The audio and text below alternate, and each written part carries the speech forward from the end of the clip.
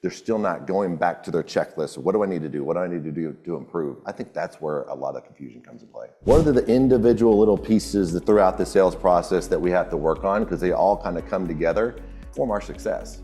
And I think that a lot of people don't think it as a framework, and they don't train as a framework. What individual thing can I change in sales to make a better end result in my sales process versus just going in there and winging it?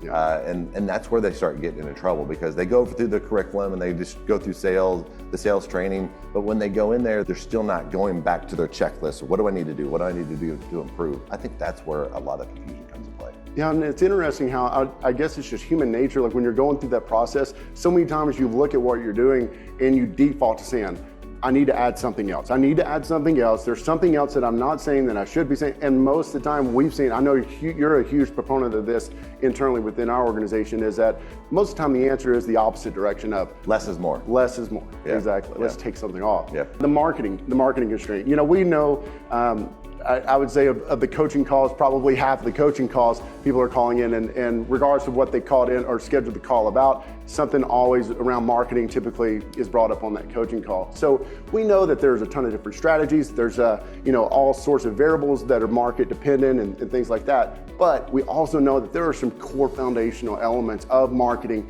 that should just be a given. So what do you feel like are some of the most common mistakes from a marketing perspective that you see? I think early on when people come into BPA, they try to hit home runs instead of the singles and doubles. Making sure they're hitting the singles and doubles. And what those singles and doubles are is actually looking at the database that they already have and is sending those customers into other services.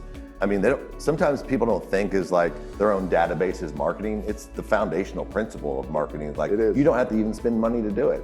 You can send your current patients into other services. And then another thing I see when we're dealing with marketing, I hear it a lot with our coaches, is they don't really have a marketing problem. They have a lifetime value problem.